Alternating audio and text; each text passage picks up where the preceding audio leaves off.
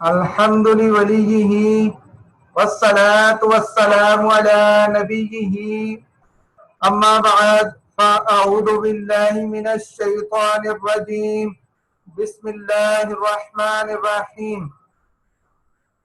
میرے نہایت ہی واجب الاحترام سامعین کرام، آج ہم سورہ ممتحنہ کا رکوع نمبر 2 کریں گے۔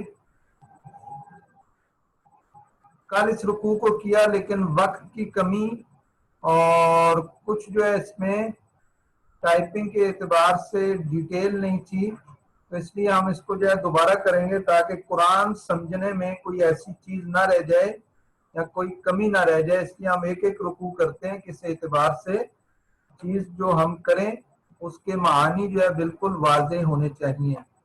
تو اس اعتبار سے کل ہم نے کیا لیکن جو حق تھا وہ ادا نہ ہو سکا، اس لیے ہم اس کو دوبارہ جو ہے وہ کرتے ہیں۔ افعال میں سے ہے عصا۔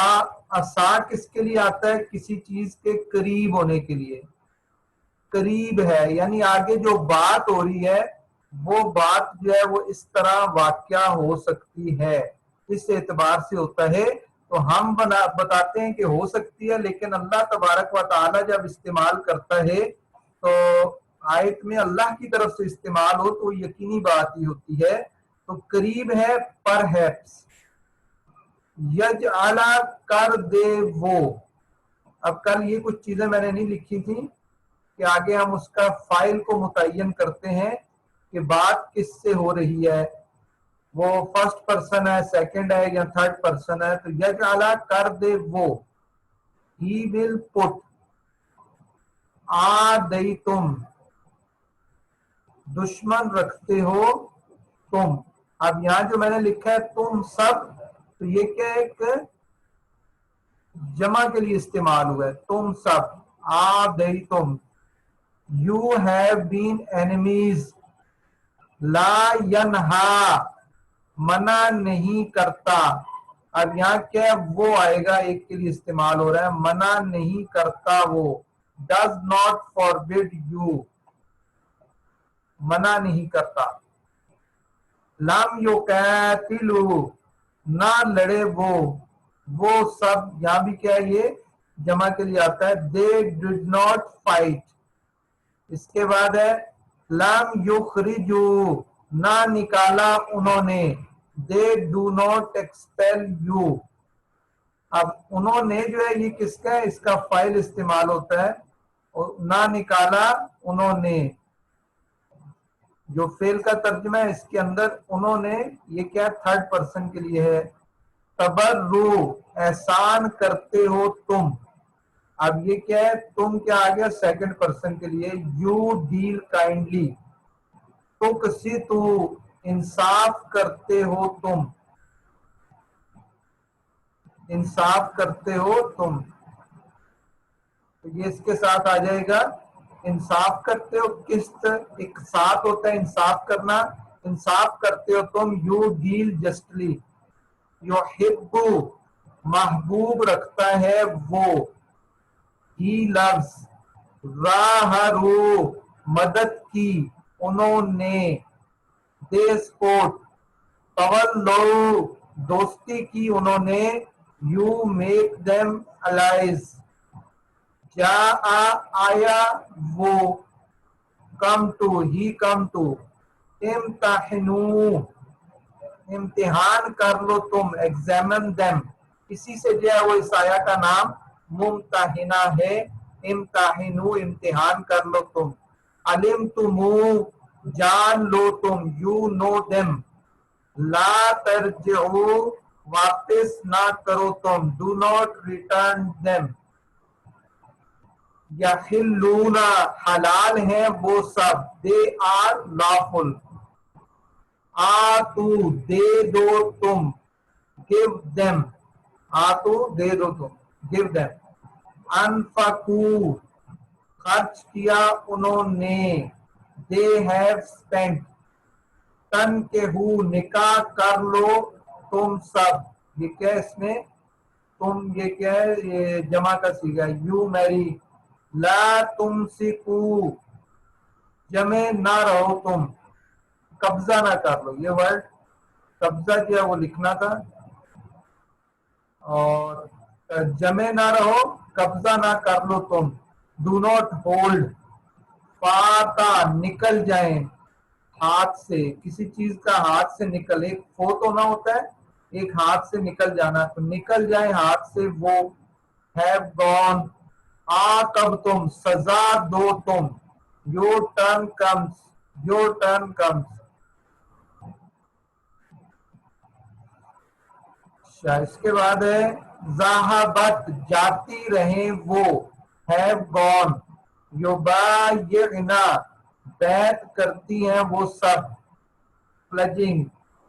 لا یشرکنا، شریک نہ ٹھہرائیں گی وہ سب. they will not associate. لا یسرکنا، نہ چوری کریں گی وہ سب. یہ بیعت لی گئی اس وقت فتح مکہ کے موقع پہ عورتوں سے، اور ان سب سے جو ہے یہ بیعت لی گئی کہ یہ کام نہیں کرنا. لا یزنین، بدکاری نہ کریں گی وہ سب. they will not commit adultery. لا یقتلنا، قتل نہ کریں گی وہ سب. they will not kill. لا یاتینا، نہ لائیں گی وہ سب. they will not bring.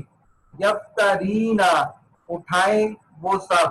they invent. لا یاتینا، نافرمانی نہ کریں گی وہ سب. they will not disobey. بیعت لو تم. accept their pledge. استغفر، مغفرت چاہو تم. ask forgiveness. لا تتولوا، دوستی نہ کرو تم سب. do not make allies. قد یئسوا، آس توڑ بیٹھے، مایوس ہو چکے وہ سب. indeed they despair. یہ تھے افعال. اب اسماء کی طرف آتے ہیں. مودتاً، دوستی. افیکشن، لو. اجور، مہر. Bridal, dues. عاصمہ یا آسامی. اسمی ہوتا ہے ناموس، نکاح، میرج. الکوافر، کافر عورتیں. ڈس بلیونگ وومین، ان کے لیے یہ استعمال ہوتا ہے. تو اب ہم آتے ہیں اس کے ترجمہ اور تفسیر کی طرف. اللہ تبارک و تعالیٰ نے ان آیات میں جو ارشاد فرمایا اس کو ہم دیکھتے ہیں. تو سب سے پہلے آ گیا جملہ عَصَى اللَّهُ أَن يَجْعَلَ بَيْنَكُمْ وَبَيْنَ الَّذِينَ عَادَيْتُم مِّنْهُم مُّوَدَّةً. عصا بھی ہم نے ترجمہ کیا قریب ہے. قریب ہے اللہ، اللہ تعالیٰ. ان یجعل، کر دے. بینا، بین کس کے لیے آتا ہے؟ درمیان. بینکم، تمہارے درمیان. وبین الذین عادیتم، اور ان کے درمیان جن کے درمیان تمہاری کیا عداوت ہے. عادیتم، عداوت ہے تمہاری، جو ان سے دشمنی ہے، جو تمہارے دشمن ہیں. منہم، ان میں سے. کیا کر دے؟ اب دیکھیں اس کے آگے وجہ یہاں آ رہی ہے صلی یجعل مودۃ، کہ اللہ تعالیٰ تمہارے درمیان اور ان لوگوں کے درمیان جن سے تمہاری دشمنی ہے کیا کر دے؟ مودۃ، دوستی کر دے. تو اب یہ آیا مبارکہ کہ پہلے جو حکم ہوا تھا کہ جب اوپر کی آیات نازل ہوئی تو صحابہ کو یہ کہا گیا کہ جیسے اس میں تھا کہ اب کفار سے تم نے جو ہے کسی قسم کی دوستی نہیں رکھنی.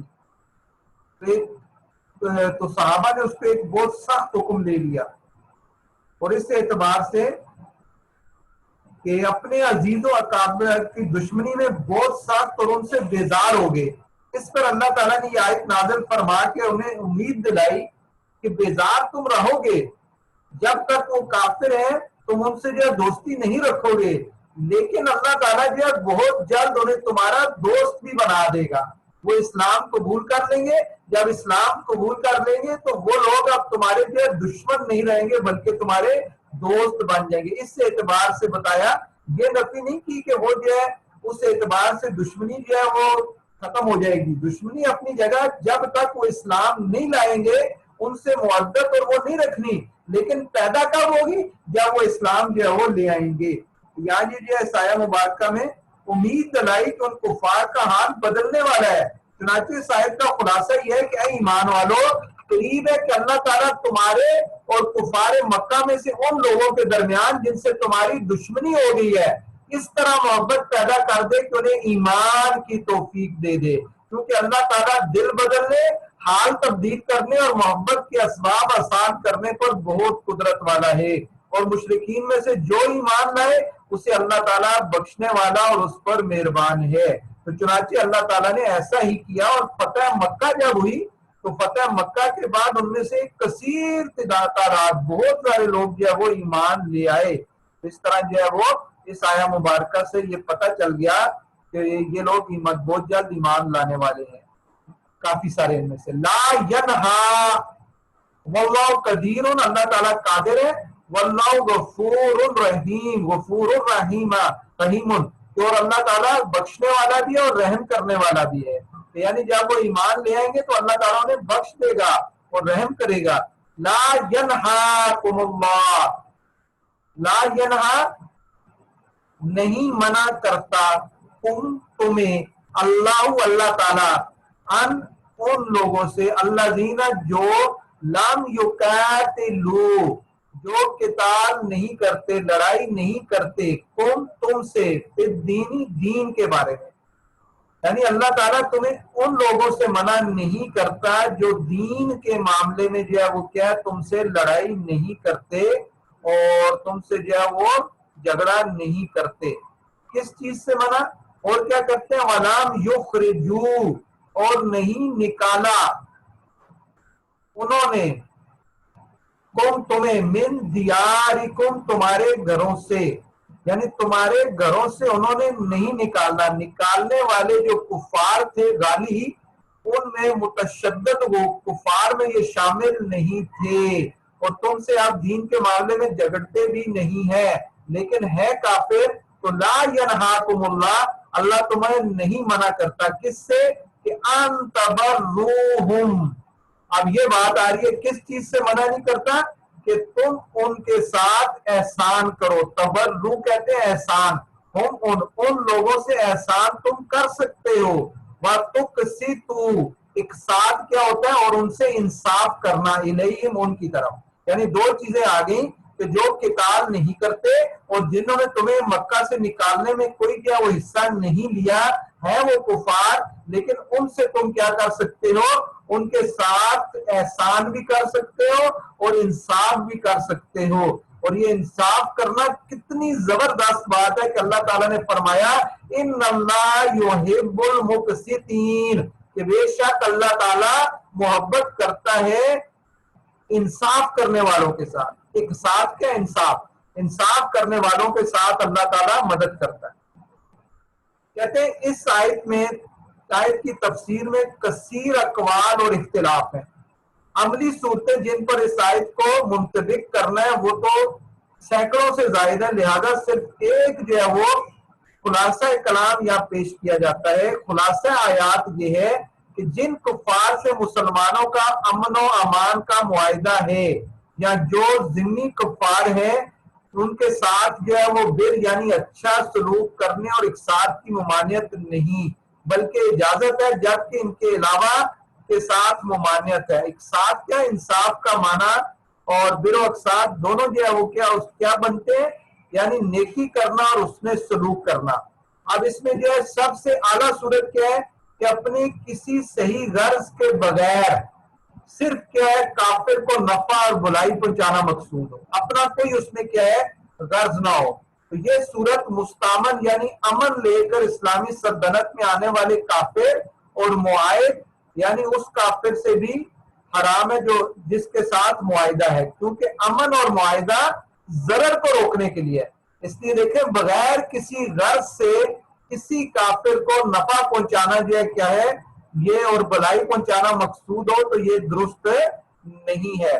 دوسری درمیانی صورت کیا ہے کہ اپنی ذاتی مصلحت، یعنی کافر نے کچھ دیا ہو تو اس کے بدلے میں اسے دینا، یا وہ کافر رشتہ دار ہے کسی اعتبار سے پہلے، وہ اسلام لانے سے پہلے، یا وہ ہے اس اعتبار سے کچھ مالی سلوک کرنا، یہ اس کافر کے ساتھ جائز ہے جس سے مسلمانوں کا معاہدہ ہے۔ اور جس سے معاہدہ نہیں اس سے جائز نہیں. اب پاکستان میں جو رہتے ہیں وہ معاہدے والے ہیں, ذمہ ہیں, امن والے ہیں.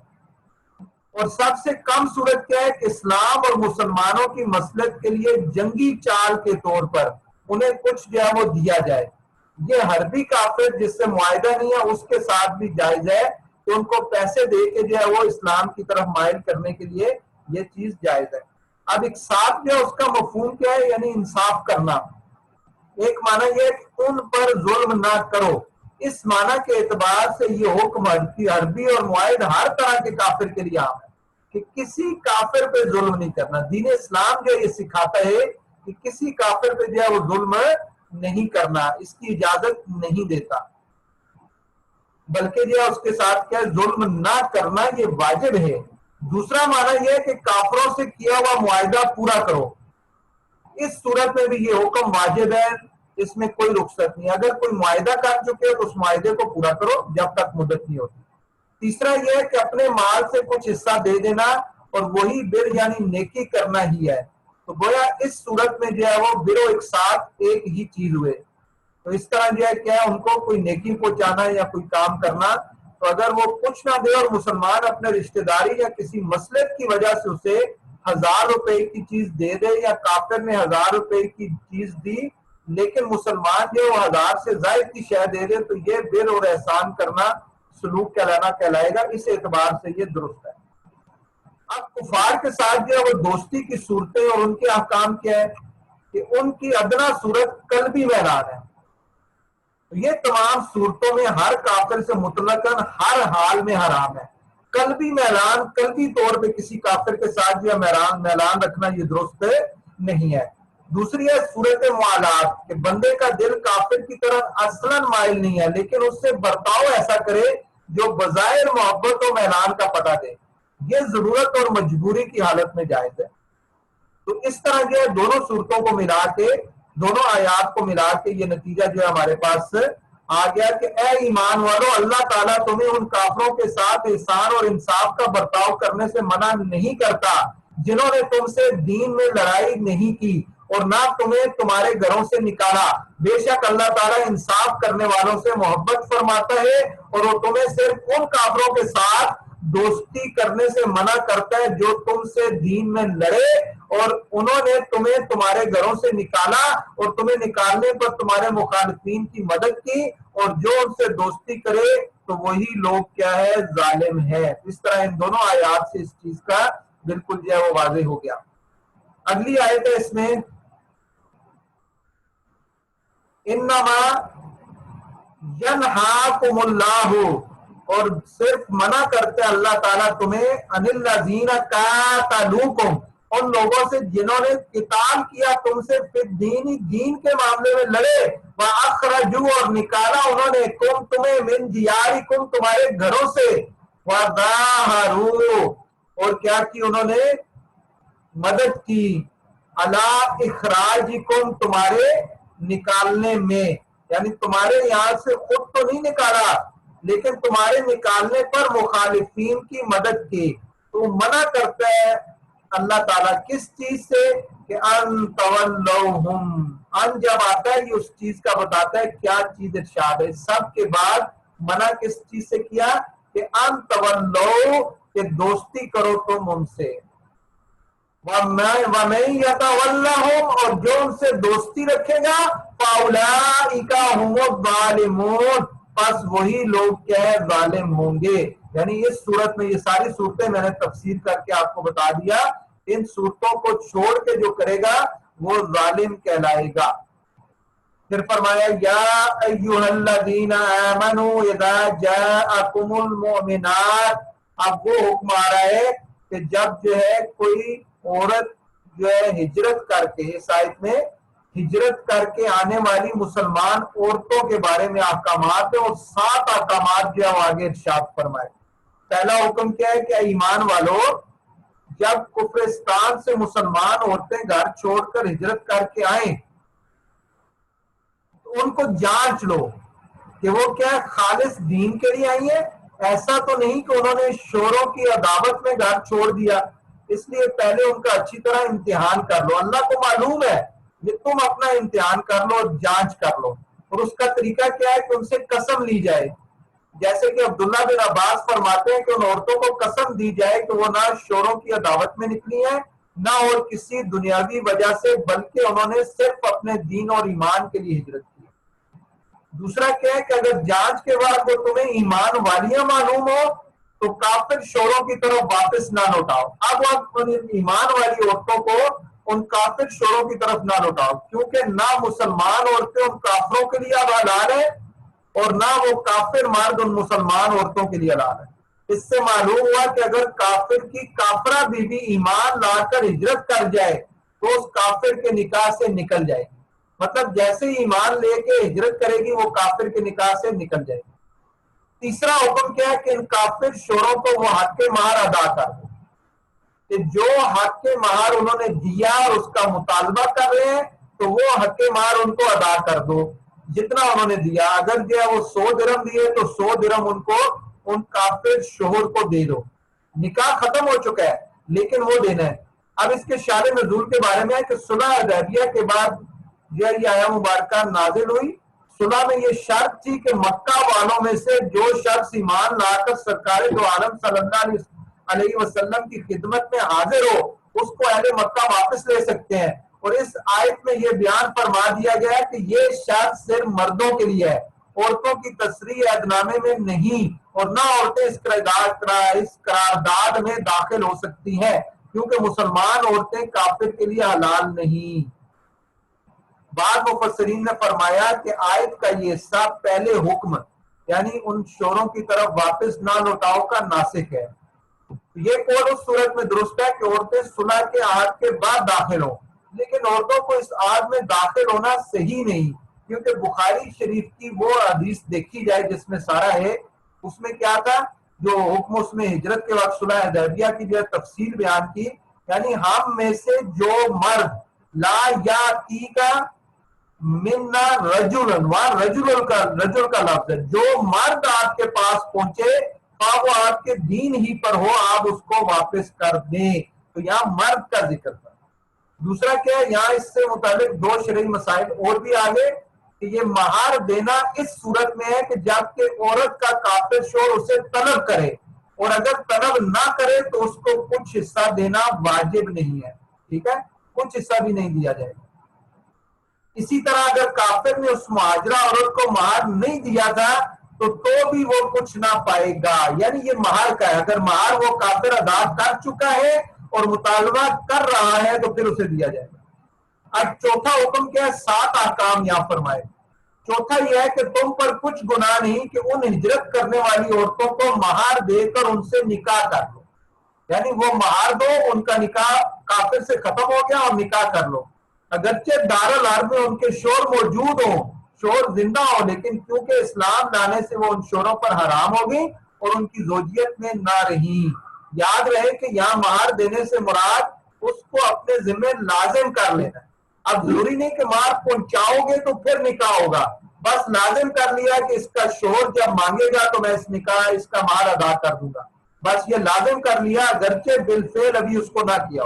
نیز اس سے یہ بھی ثابت ہوا کہ ان عورتوں سے نکاح کرنے پر نیا مہر واجب. اب 2 صورتیں ہیں کہ ایک وہ مہر جو پہلے شوہر کا تھا اب وہ مانگے تو اس کو دینا پڑے گا، لیکن اس کے علاوہ نکاح کرنے پر نیا مہر دینا یہ واجب ہے نکاح کے اندر.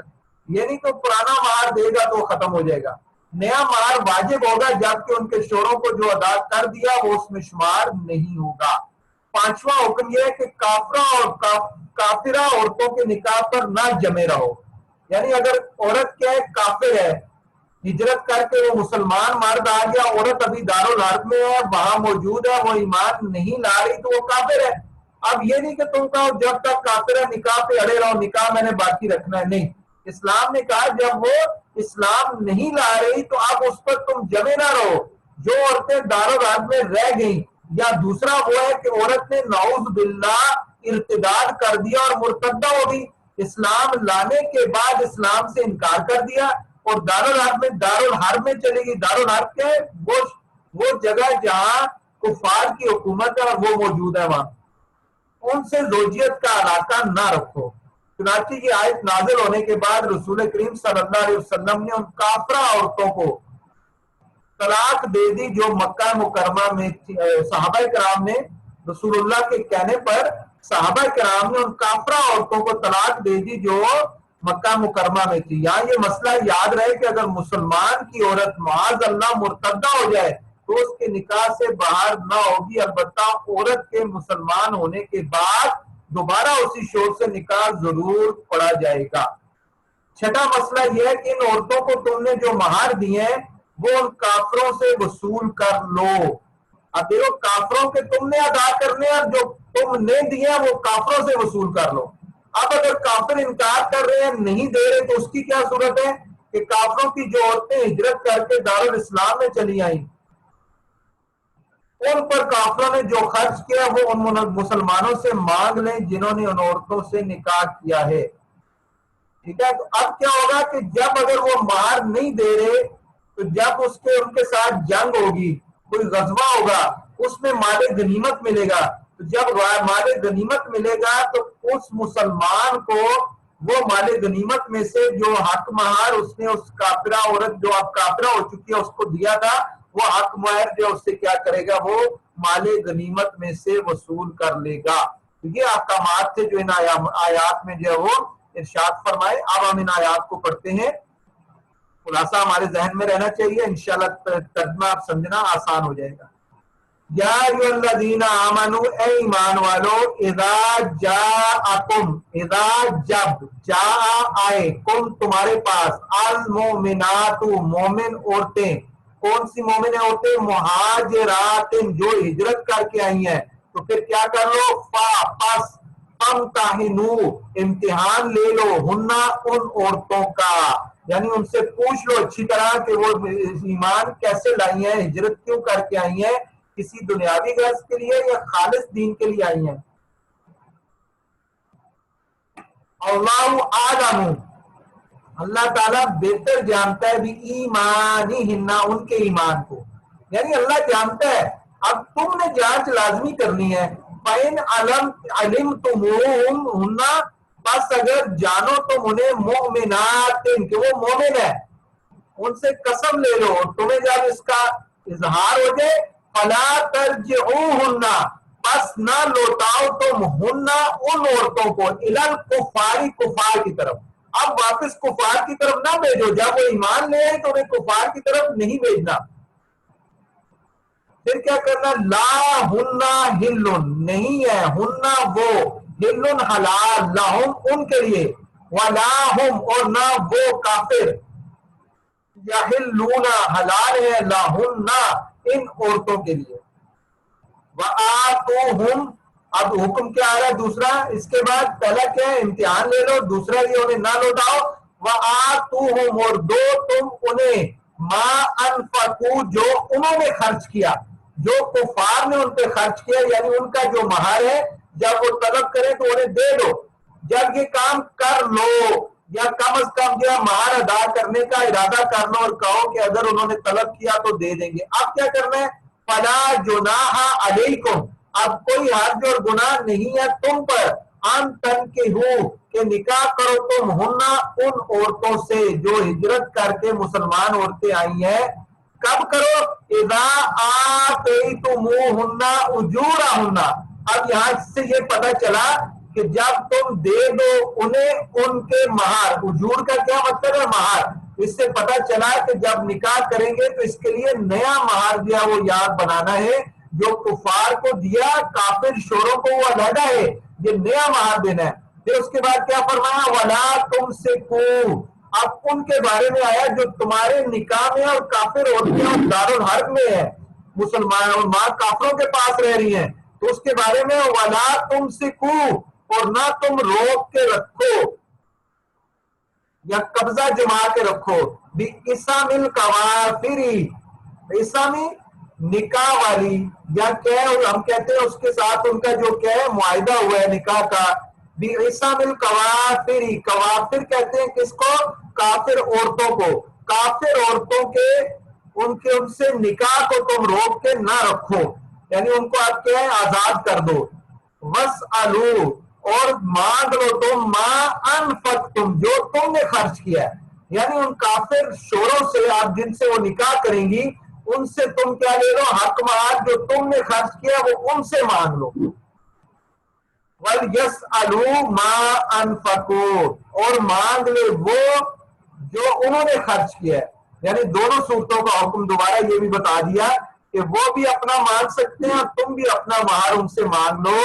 اب اس کے آخر میں فرمایا یہ سارے احکامات کے بعد ذالکم حکم اللہ، یہ اللہ کا حکم ہے، یحکم بینکم حکم کرتا ہے وہ تمہارے درمیان جو حکم کرتا ہے، فیصلہ کرتا ہے. یحکم فیصلے کے لیے بھی آتا ہے، وہ فیصلہ کرتا ہے تمہارے درمیان. واللہ اور اللہ تعالیٰ علیم جاننے والا ہے، حکیم حکمت والا ہے. اگر اس کی خلاف ورزی کرو گے تو وہ جانتا ہے اور حکمت والا ہے، اس لیے اس نے یہ احکامات نازل فرمائے جو بہت اچھے ہیں. اس کے بعد اگلی آیا مبارکہ میں وہ چیز آ رہی ہے کہ وَإِنْ فَاتَكُمْ، یہاں سے اب اس کا شان نزول یہ ہے کہ اس سے پہلی آیت جو نازل ہونے کے بعد مسلمانوں نے تو ہجرت کرنے والی عورتوں کے مہر ان کے کافر شوروں کو ادا کر دیے، جبکہ کافروں نے مرتدہ عورتوں کے مہر مسلمانوں کو ادا کرنے سے انکار کر دیا. اس پر یہ آیت نازل ہوئی اور فرمایا گیا کہ اے ایمان والوں اگر تمہارے پاس سے کچھ عورتیں مرتدہ ہو کر کافروں کی طرف نکل جائیں پھر تم کافروں کو جہاد کے ذریعے سزا دو. سزا کا مطلب کیا کہ جب جہاد آ جائے اس کے ذریعے انہیں تم کیا کرو، سزا دو اور ان سے غنیمت پاؤ. تو جن عورتوں کے جو عورتیں مرتدہ ہو کر دارالحرب میں چلی گئی تھیں انہیں مال غنیمت سے اتنا دے دو جتنا انہوں نے ان عورتوں کو مہر دیا تھا اور ان پر خرچ کیا تھا، اور اللہ سے ڈرتے رہو جس پر تم ایمان رکھتے ہو.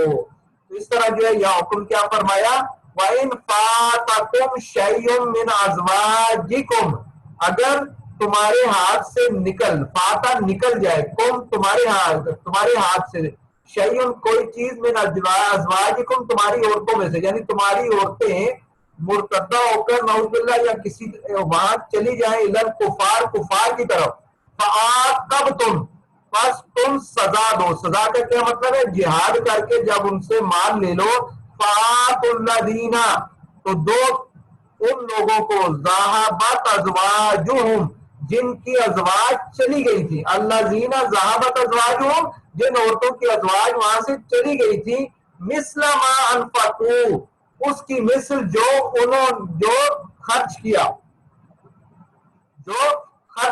جو ان پر ان مسلمانوں نے خرچ کیا تھا ویسا انہیں دے دو. واتقوا اللہ الذی اور ڈرو اللہ سے وہ جو انتم بہ مؤمنون جس پر تم ایمان رکھتے ہو، اس سے کیا تم ڈرو. اس کے بعد فرمایا کہ وہ عورتیں جب فتح مکہ ہو گیا اور عورتیں ایمان لے کے آئیں تو ان عورتوں کے بارے میں بیعت اس سے لی گئی، اور بیعت کا یہ طریقہ تھا، یاد رکھیں کہ حضور نبی کریم صلی اللہ علیہ وسلم نے فتح مکہ کے بعد پہلے مسلمان مردوں جو ہوئے ان سے بیعت لی اور پھر عورتوں سے بیعت لی، اور جو طریقہ کار تھا وہ تھوڑا مختلف تھا.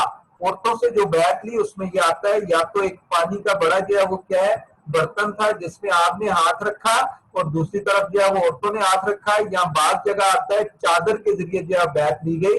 ہو سکتا ہے دونوں طریقے استعمال کیے ہوں، کچھ کے ساتھ کس طرح اور کچھ کے ساتھ دوسری طرح بیعت لی گئی، اور اس میں جو احکامات تھے ان سے بیعت کس کس چیز پر لی گئی اس کا یہاں کیا ہے ذکر ہے.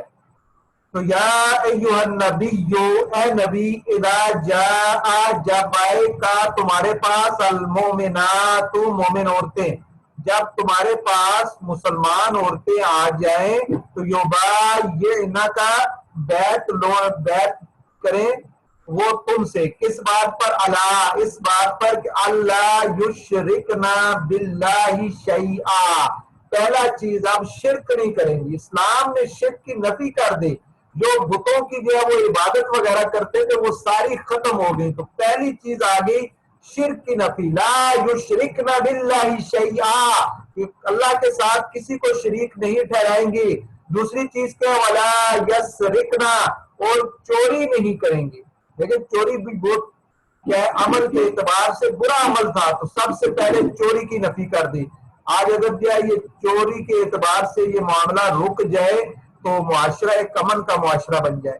ولا یزنینا، اور نہ جو ہے وہ کیا بدکاری کریں گے. ولا یقتلن اولادہن، اور نہ اپنی اولاد کو قتل کریں گی آر کے خوف سے. ولا یاتین ببہتان، اور نہ جو ہے وہ کیا ہے بہتان لائیں گی. کیسے؟ یفترینہ، جس کو انہوں نے بین ایدیہن و ارجلہن، بہتان لائیں گی جسے گھڑا انہوں نے، یفترین ہوتا ہے گھڑنا، گھڑنا انہوں نے اسے اپنے ہاتھوں کے درمیان اور اپنے پاؤں کے درمیان. ابھی وضاحت ان کی آ رہی ہے. ولا یاسینک، اور نہ وہ نافرمانی کریں گی اس میں فی معروف، اچھے کام میں. معروف کس کو کہتے ہیں؟ اچھے اور نیک کام میں، نیک بات میں. فباینہ ہننا، اور بیعت لو ان سے، ٹھیک ہے، تو ان سے بیعت لو. واستغفر لہن اللہ، اور مغفرت طلب کرو، مغفرت چاہو ان کے لیے اللہ سے. ان اللہ، بے شک اللہ تعالی، غفور، بخشنے والا ہے، رحیم، رحم کرنے والا ہے، مہربان ہے. پھر فرمایا یا ایھا الذین آمنو، اے ایمان والو، لا تتولوا، نہ دوست بناؤ تم. یہاں بھی کیا ہے؟ دوستی کا آ گیا ہے. تتولوا، واو لام لام مادہ ہے. قومن، ایسی قوم کو، غضب کیا اللہ تعالیٰ نے، علیہم، ان پر، یعنی جن پر اللہ تعالیٰ نے غضب کیا. قد یائسو، اب یہ لوگ کیا ہیں؟ قد یائسو، مایوس ہو چکے ہیں، من الآخرہ، آخرت سے. یعنی یہ لوگ آخرت سے بالکل کیا نا امید ہو چکے ہیں. کما، جیسے، یا عیسیٰ، مایوس ہو چکے ہیں، الکفار، کفار، من اصحاب القبور، قبر والوں سے. تو یہ ثواب آخرت سے بالکل مایوس ہو چکے ہیں. اس آیت کی ایک تفسیر یہ ہے کہ اے ایمان والو، مشرکین سے دوستی نہ کرو، بے شک وہ آخرت کے منکر ہونے کی وجہ سے اس کے ثواب سے ایسے نا امید ہو چکے ہیں جیسے وہ قبر والوں کے دنیا میں واپس آنے سے مایوس ہو چکے ہیں، نا امید ہو چکے ہیں.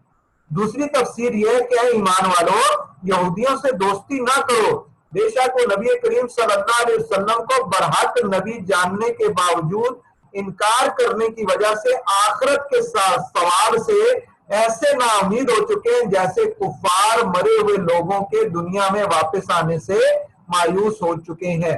تو یہ اس آیہ مبارکہ کی جو ہے وہ تفسیر ہے. اس سے پہلے بیعت کی آیت گزری، آپ اس میں کچھ جو ہے چیزیں تھیں ان کی جو ہے وہ وضاحت جو ہے وہ کر لیتے ہیں. اب یہ بیعت کیا ہے؟ جب فتح مکہ کے دن حضور اقدس صلی اللہ علیہ وسلم مردوں سے بیعت لے کر فارغ ہوئے، عورتوں سے بیعت لینا شروع کی، تو اس وقت یہ آیہ نازل ہوئی. اس کا خلاصہ یہ ہے کہ اے حبیب، جب مسلمان عورتیں آپ کی بارگاہ میں آئے، اس بیعت پر بیعت کرنے کے لیے حاضر ہوں کہ وہ اللہ کے ساتھ کسی کو شریک نہ ٹھہرائیں اور اس پر قائم رہیں گی، چوری نہ کریں گی، بدکاری نہ کریں گی، اپنی اولاد کو قتل نہیں کریں گی، کسی کے بچے کو اپنے شوہر کی طرف منسوب نہ کریں گی. یہ جو آیا تھا کہ لا یاتین ببہتان یفترینہ بین ایدیہن و ارجلہن، اس کا مطلب کیا ہے کہ وہ بچے کو دوسرے شوہر سے منسوب کر لیتی تھی. تو کسی کے بچے کو اپنے شوہر کی طرف منسوب نہ کریں گی تو اللہ تعالیٰ اس کے رسول کی فرما برداری کرنے میں آپ کی نافرمانی. مکہ کے موقع پر جو بیعت لی اس میں حضرت ہند بنت عتبہ رضی اللہ عنہ اور دیگر خواتین کی بیعت ہے. اس کا جو وہ حال بیان ہوا کہ جب سرکار دو عالم صلی اللہ علیہ وسلم فتح مکہ کے دن مردوں کی بیعت لے کر فارغ ہوئے تو کوہ صفا پر عورتوں سے بیعت لینا شروع کی.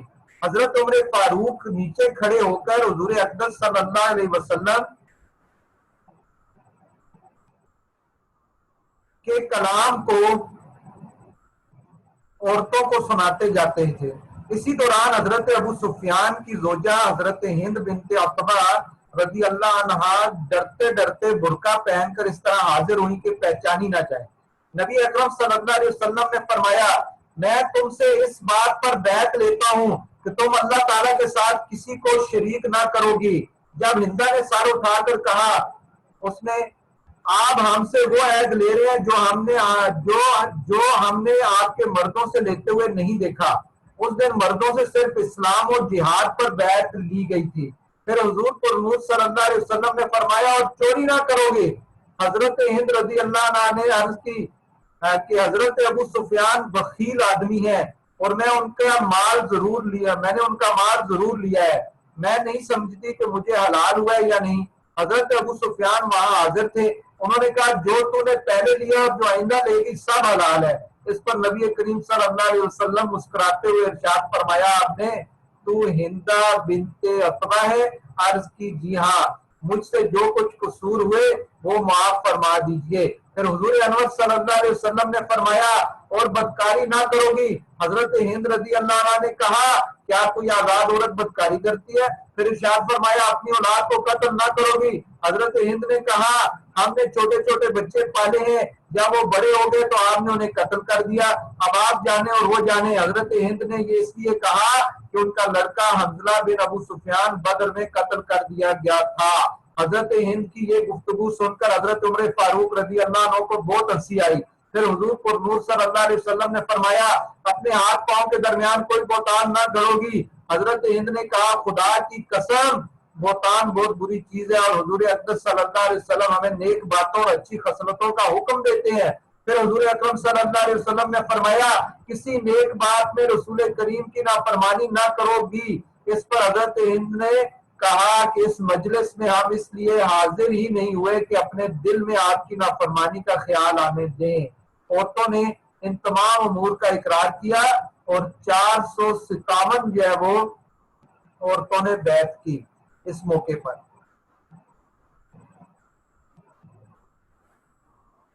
اللہ تبارک و تعالی سے دعا ہے